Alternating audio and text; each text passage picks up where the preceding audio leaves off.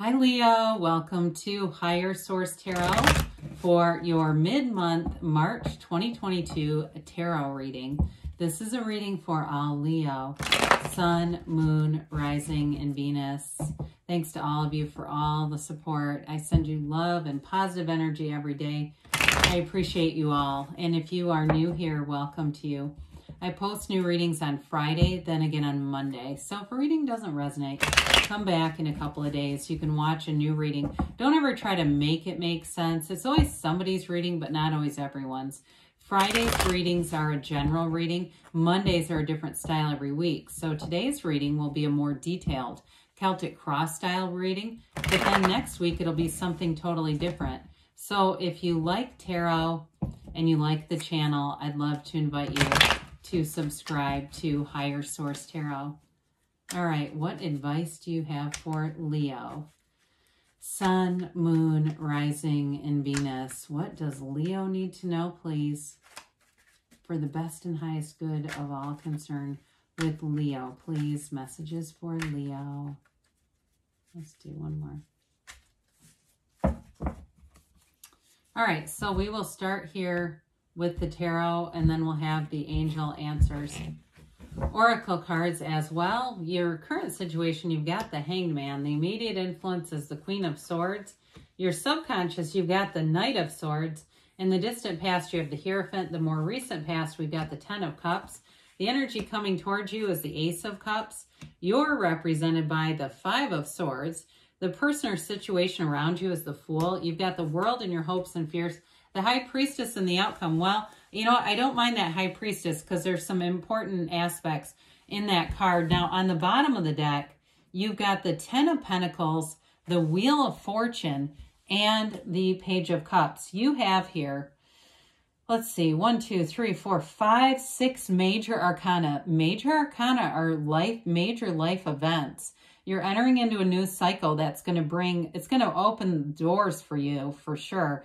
I mean, there's something about this, especially I love to see the Fool and the World right next to each other down here. You know, when we look at that, the Fool is the beginning, the World is the evolution of the soul. So you're going to have an important cycle showing up here. Now you have Taurus here. You've got air, water, you've got earth in general. Not really any fire though. That's interesting, but I don't think that matters with these cards.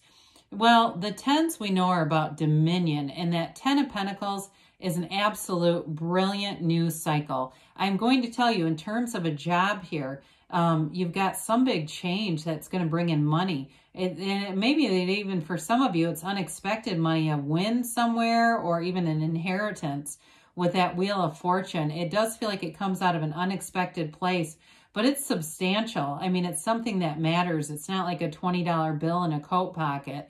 Not that that's not fun too, but with this is a big deal. The Ten of Pentacles too, in terms of relationships, I feel like you're done with fighting. You got somebody new coming in here, and it's leaving a legacy. It's being together in a way that creates more. Your energies together are very compatible. Now, for some of you, it could be reconciliation with that Page of Cups. I wouldn't rule that out. But I definitely feel like it's got to be a very compatible energy, because whoever you're attracting, they've got a fabulous upbeat energy about them. That Page of Cups, though, pages are messengers. This one's a messenger of love for you, but it's law of attraction energy. It's a very upbeat kind of spunky energy, spontaneous energy. So get yourself out there, be out and having fun. I don't care who it's with. Go out and do it. You know, it doesn't matter if you're saying, well, it's not a love interest. It doesn't matter if it's your, you know, mailman, if you can have fun together. I mean, it's really about being in that energy of just being in the moment. That Page of Cups will do that. Now, the Wheel of Fortune is the wheel of life. And so when you have the Wheel of Fortune in a reading, it's always turning in your favor. It's a cycle that moves for you. It's a very high vibrational energy all around you. It's a very layered card too. And so you have all the fixed signs too in the Wheel of Fortune. I guess I didn't mention that. But with this wheel, it's a portal into the divine. So you have a portal into the divine here, and also with the World. It's a card of meditation. Mind, body, spirit's going to be very important for you, having that connection. So go do something special for yourself. You don't have the Star card here, but anything where it would be like a massage or a meditative, you know, tranquil place would be really great for this. So with the Hangman and the Queen of Swords, I love the Queen of Swords. She's truly a hilarious energy. And I do feel like this kind of, the Queen of Swords would be compatible with your energy. I mean, it really is somebody who speaks their mind, is very intelligent, very open, but she is sarcastic and hilarious.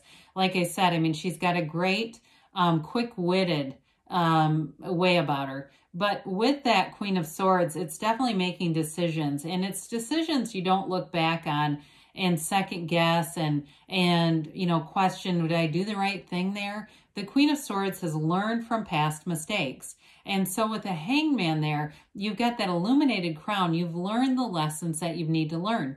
Now, it also, though, it opens up new doors and opportunities with the Hangman. The Hangman is a vision quest. So you see things from a different perspective. And we know the great Wayne Dyer said, when you change the way you look at things, the things you look at change. And that's what the Hangman's all about. It's surrender to win. It's surrendering old habits, limiting perspectives, limiting people around you, limiting beliefs. Now, it's an interesting mix with the Fool being in what you're attracting, because the Hangman is very much surrender to win. It's releasing all resistance. So with the Hangman being here, it can also be the card of the artist, the poet. So some of you too, might even be an indication going out and seeing live music, getting out and doing things like that will raise your vibration. But with the Hangman, it's, you know, it's often associated with the numbers 4, 12, 13, and 21. So something in the month of April, that may be a significant turn of events there coming into April for you. Well, the Knight of Swords is in your subconscious here. The Knights come in to get stuff done. So I actually like this. The Knight of Swords seeks the truth, wants justice in a situation. So anything that, you know, if it didn't work out in the past, I do feel like you'll be able to let go of it and move forward, though, with a drive. Okay, this is a very driven energy. I do feel like it's related to that 5 of Swords for you. You may have information that becomes available to you if it was a work situation where there was a conflict that exposes the truth. And I want to say it that way rather than exposing a person. I feel like it's more, there's something a little more palatable about it. It's just exposing the truth with this. But I do feel like in a relationship too, you may be in that place where you really do want to move forward. And you want something that's built on integrity, trust, and strong values. This is also a go-getter's energy, though, in terms of work. There's boldness, there's courage here.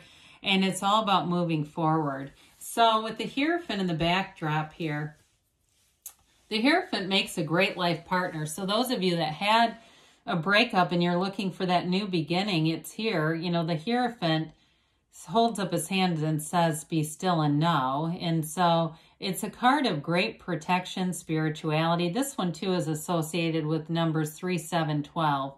So 12 keeps coming out here. So that may be significant for somebody here.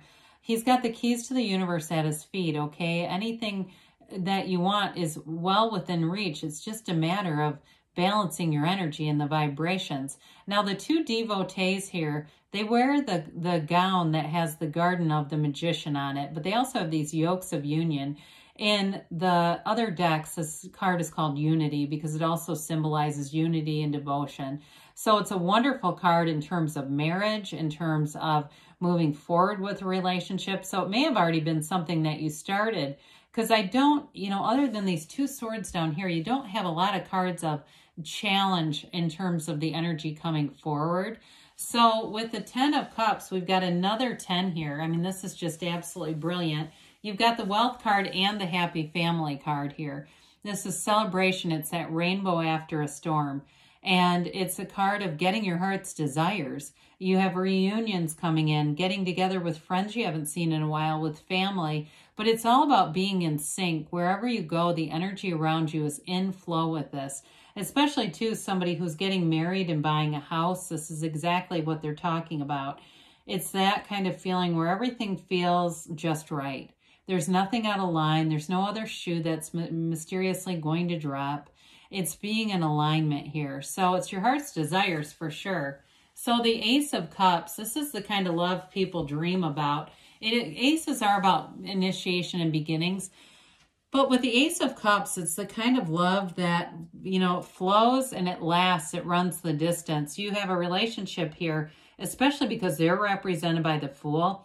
You can trust this person. It's somebody you can be completely open with. You don't have anything to hide here. It's the kind of love, too, where it's almost automatic. You may meet this person, or if you've already met them, and feel like you've known them forever. You are already connected energetically with this. Now, others of you, in terms of job, too, it may be that feeling of just being in sync at work, but really feeling like you love your life. I mean, really having that great life. That's what the cups are about. This is an energy, too, where you're going to have a great creativity. So pay attention to your imagination. Pay attention to your dreams, too, here, Leo, because you're going to have thoughts and things that come in that are important. They're creative. Now, with this Five of Swords representing you, I do feel like, you know, fives are activity, mediation, and change. I just feel like you're done with any conflict. You're not interested in that as you move forward here. It's really about walking away from any kind of energy that's divisive. So if it's something with work, again, you may bring in, or there may be information that exposes something that ends up turning things into a place that's a lot more tolerable. It just feels more honest, like there's going to be an honest breakthrough here with something, but it does feel more about work. Now, those of you that it's reconciliation, it could be something about that, somebody getting honest about their feelings. If they've been, you know, trying to say that they didn't have feelings when they did, but again, felt more like work stuff to me. So when we see this together, you know, we've got the Fool, which is the beginning of the major arcana, okay? The Fool begins the entire tarot deck. The Fool represents your soul, and it always indicates a transition. The Fool moves through the major arcana, and the major arcana represent experiences that your soul needs to have in order to evolve. And when you get to the World, that's the final major arcana. That is absolute nirvana. When the Fool meets the World, the Fool gets everything the Fool's desired. The Fool gets all the achievements, all the glory, all the blessings. It's very important when this shows up together. So it's a new cycle that brings in everything. The Fool is this energy of releasing all resistance, and you're ready to take that leap of faith. In a relationship, it's somebody who is very eager about you. Okay, they want to move forward. They want to be all in this relationship. They won't hold back anything either. It's zero. The energy is, the number is 0, so it's got pure potential. You also have great potential with the High Priestess too here, so I feel like they're trying to tell you, it's almost as if you're standing in that field of pure potentiality. This is another card of a quest. So in relationships, you have an eagerness to find out more about each other, want to understand each other. There's such enthusiasm and trust here. And this is a great companion. It's somebody who's not afraid to try new things. They like to get out. They like to they want to know you on a deeper level though too. And you also have a sun in this card, which is unusual. You don't have many suns in the card. It's like standing in the sunlight of the spirit. It's feeling blessed. It's having that warmth of love. You've got absolute life power here in the energy of the Fool. So the World comes in. We've already talked a little bit about the World, but it's such an important card. I mean, we always want to see the World in any reading because it indicates a new cycle. This is starting on a new page. You have it with the Fool too. It's like that brand new, fresh, clean slate. But this one, she's the dancer. She dances in that wreath of victory because you've gotten so many achievements here. It is a card of travel, but it's a card of happy, joyous, free. It's a true joy when you're in the energy of the World. You feel amazing. You feel bliss in this kind of energy, like nothing can stop you. And so when we get into the High Priestess here, the High Priestess is the card of the psychic. So for some of you, it's going to be very important in this energy that you trust your intuition, but that you also take time for yourself because she tends to work independently. She likes some alone time. It's not isolation as much as it's solitude. She is a card that brings in great balance. She also has this moon, this crescent moon here that I mentioned before. Her gown begins the source energy, the seat of the soul. Maybe I didn't mention that, but she's the water that you see in the other major arcana begins here. She holds that book of Torah, the laws of life, the laws of the universe in her lap. And then her crown is connected to these pomegranates because your material life here, you're always connected to the spiritual. She's deep spirituality, but the Hermetic teaching behind her is prima materia because all matter comes from the mind. And so with this, it's a card of your subconscious influencing your reality.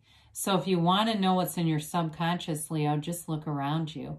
What are your relationships like? What are your finances like? Because it's all coming from here. So it really is an energy of being in that place of manifesting from within. And we know we do that. So you're manifesting something beautiful here.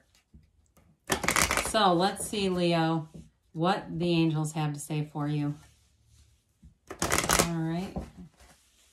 What else does Leo need to know, please? Messages here for Leo.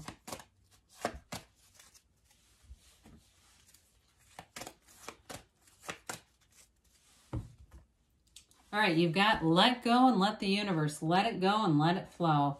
Trust the universe. Trust the universe. Here's your heart. Communicate clearly, because that's when we really get confusion, when we change what we've asked for. In the near future, they're telling you. And you've got don't stop. Now, this is a message from Louise Hay. Life loves you. It says, I am love. Be the presence of love. Let the spirit of love flow through you. Well, good things are on the way for you, Leo. I love you, and I'll be back again soon.